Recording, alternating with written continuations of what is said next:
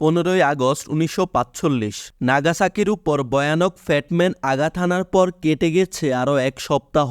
সম্রাট হিরোহিতো মাইক্রোফোন হাতে তুলে নিলেন এবং তিনি বলতে শুরু করলেন, শত্রুরা এক ধরনের নতুন বোমা তৈরি শুরু করেছে যার ক্ষতিসাধন পরিমাপ করা এক কথায় অসম্ভব। প্রচুর সাধারণ ও নিরীহ মানুষের জীবন শেষ হওয়ার পথে। আমরা যদি এই যুদ্ধ চালিয়ে যাই, শুধু জাপানিরাই বিলুপ্ত হবে না, মানব সভ্যতাই হুমকির মুখে পড়বে। ঠিক এভাবেই জাপান দ্বিতীয় বিশ্বযুদ্ধে আত্মসমর্পণ করে। দ্বিতীয় বিশ্বযুদ্ধে জাপানি 31 লাখ সৈন্য কিংবা সাধারণ জনগণ মারা গিয়েছে, আহত কিংবা পঙ্গু হয়েছে আরো লক্ষ লক্ষ মানুষ, এবং জাপানের অর্থনীতি একেবারে ধসে পড়েছে।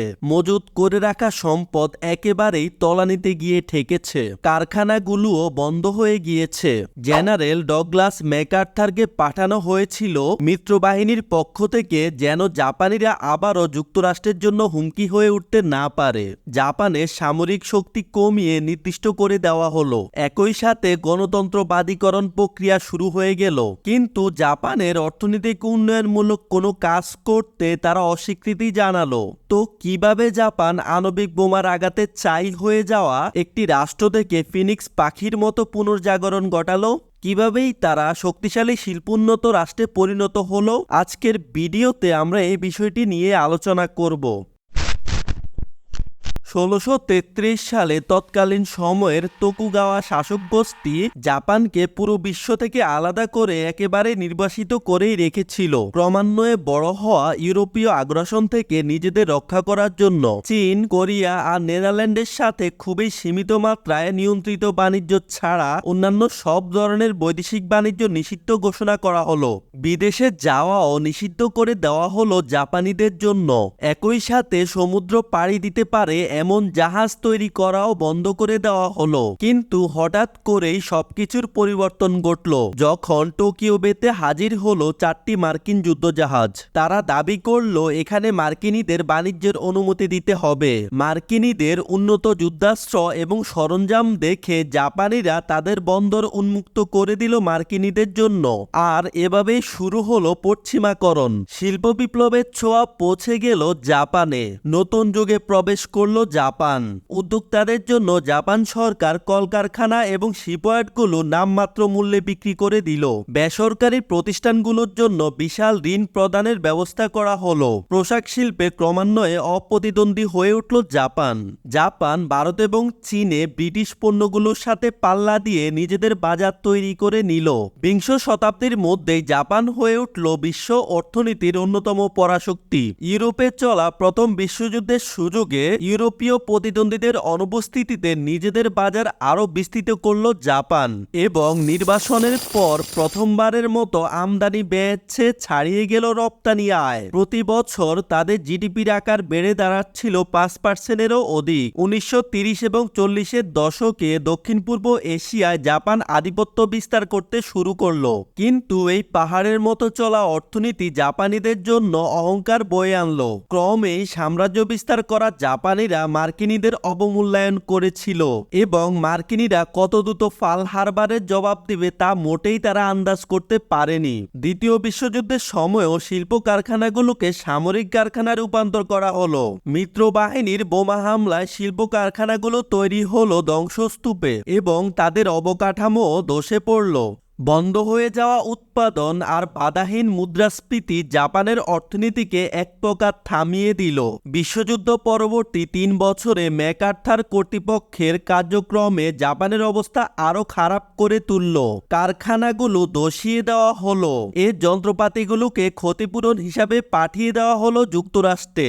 জাইবাৎসু ব্যবস্থা জাপান সাম্রাজ্যর শিল্প কারখানাগুলোর পারিবারিক উত্তরাধিকারী হিসাবে পাওয়া সম্পদ সম্পূর্ণরূপে বিলুপ্ত করার জন্য বিশেষ ব্যবস্থা নেওয়া হলো। অর্থাৎ ছেলে আর বাবা শিল্প কারখানার মালিক হতে পারবে না, কারণ আমেরিকানদের মতে এই ধরনের ব্যবস্থা শুধু দুর্নীতি কিংবা অদক্ষতার কারণই নয়, বরং অগণতান্ত্রিকও বটে। যাই হোক, শীঘ্রই জাপানের অবস্থার পরিবর্তন ঘটল। তাদের উপরে থাকা বিভিন্ন শর্ত উঠিয়ে নেওয়া হলো।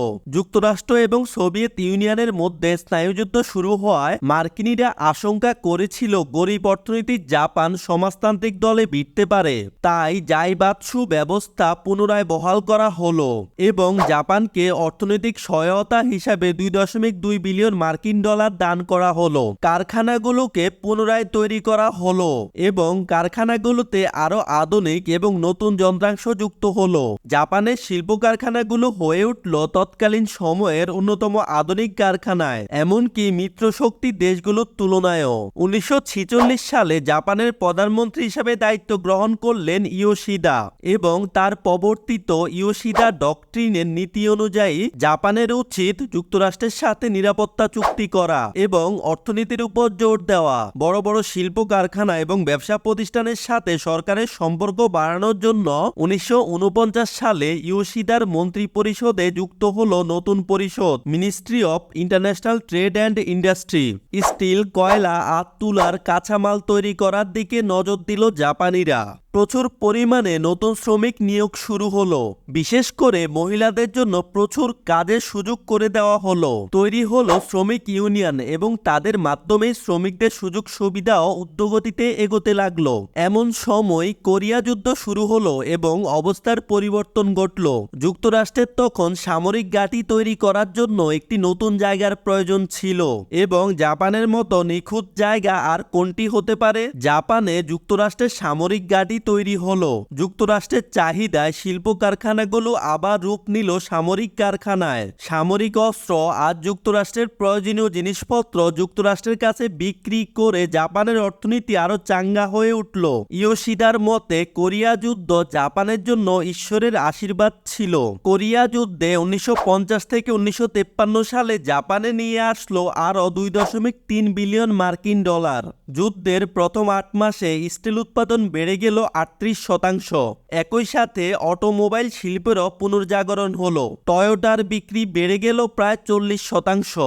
60-এর দশকে নেওয়া ইকেদার বিখ্যাত আয় দ্বিগুণ পরিকল্পনার মাধ্যমে 10 বছরের মধ্যে জাপানের সাধারণ জনগণের আয় দ্বিগুণ করার পরিকল্পনা গ্রহণ করা হলো এবং তা বাস্তবায়িত হয়েছিল সময় শেষ হওয়ার অনেক আগেই। 60-এর দশকের পুরোটা ধরেই বাসাবাড়ির সাধারণ জিনিসপত্র যেমন রেফ্রিজারেটর কিংবা সেলাই মেশিন আরো সহজলভ্য হয়ে উঠল। যেমনটা হলো রেডিও, ক্যামেরা, টিভি কিংবা এয়ার কন্ডিশনের মতো বিলাসদ্রব্যের ক্ষেত্রেও। ইকেদা সরকার তখন জাপানের অবকাঠামোর দিকে নজর দিল। প্রচুর পরিমাণে হাইওয়ে, রেলওয়ে, সাবওয়ে, এয়ারপোর্ট, বন্দর আর বাঁধ গড়ে তোলা হলো। 1962 সালের মধ্যেই টোকিওর জনসংখ্যা 1 কোটি ছাড়িয়ে গেল এবং হয়ে উঠল বিশ্বের সবচেয়ে জনবহুল শহরে। এর 2 বছর পর অলিম্পিক আয়োজনের জন্য টোকিও শহরকে আরো ঢালাওভাবে সাজানো হলো। বুলেট ট্রেনের বদলতে জাপানের রেলওয়ে হয়ে উঠল পৃথিবীর সবচেয়ে দ্রুত রেলওয়ে যোগাযোগ ব্যবস্থা। অলিম্পিকের জন্যই জাপান বিশ্বের কাছে পরিচিত হলো নতুনভাবে, যুদ্ধের শত্রু হিসাবে নয় বরং শান্তি ও সমৃদ্ধিতে বিশ্বাসী এক জাতি হিসাবে। 1973 সালে হঠাৎ করেই জাপানের অর্থনীতিতে আবারও ধস নামলো। এক ব্যারেল তেলের দাম $3 থেকে বেড়ে হয়ে গিয়েছিল $13। যুদ্ধ পরবর্তী সময়ে এই প্রথম তাদের অর্থনীতি নিম্নমুখী হলো। দেখা গেল মুদ্রাস্ফীতি। 1979 সালে দ্বিতীয়বার তেলের দাম বিশাল লাফ দিলেও জাপান সরকার তৎক্ষণাৎ কোনো ব্যবস্থা নেয়নি। মুদ্রাস্ফীতিও প্রকট আকার ধারণ করলো। বিশাল যন্ত্রের বদলে জাপান মনোযোগ দিল টেলিকমিউনিকেশন এবং কম্পিউটারে। অটোমোবাইল শিল্পেও ব্যাপক উন্নতি দেখা গেল। যুক্তরাষ্ট্রের গাড়ির বাজারের 1/3 চলে গেল জাপানিদের হাতে। 1980 সালের মধ্যে জাপানের বেকারত্ব নেমে গেল 5%-এর নিচে। জাপানের রেস্তোরাঁগুলোতে ব্যবসায়ীরা হাজার হাজার ডলার খরচ করতে থাকলেন। বিশ্বের নামি দামি বিলাসী পোশাক দ্রব্যের দোকানগুলোতে দেখা গেল জাপানিদের ভিড়। জাপানি পর্যটকদের সংখ্যাও বেড়ে গেল যে কোনো সময়ের চেয়ে বেশি। বিশ্বের অন্যতম বৃহৎ শেয়ার বাজার টোকিও সিকিউরিটিজ অ্যান্ড স্টক এক্সচেঞ্জের কারণে টোকিও হয়ে উঠল বিশ্বের অন্যতম প্রধান বাণিজ্যিক কেন্দ্র। যাই হোক, এই দ্বীপ রাষ্ট্র এখনও বিশ্বের অন্যতম প্রভাবশালী রাষ্ট্র হিসাবে টিকে আছে। জাপানি পপ মিউজিক, এনিমে কিংবা কারাতে দিয়ে নিজেদের সংস্কৃতি ছড়িয়ে দিচ্ছে বিশ্বের কাছে।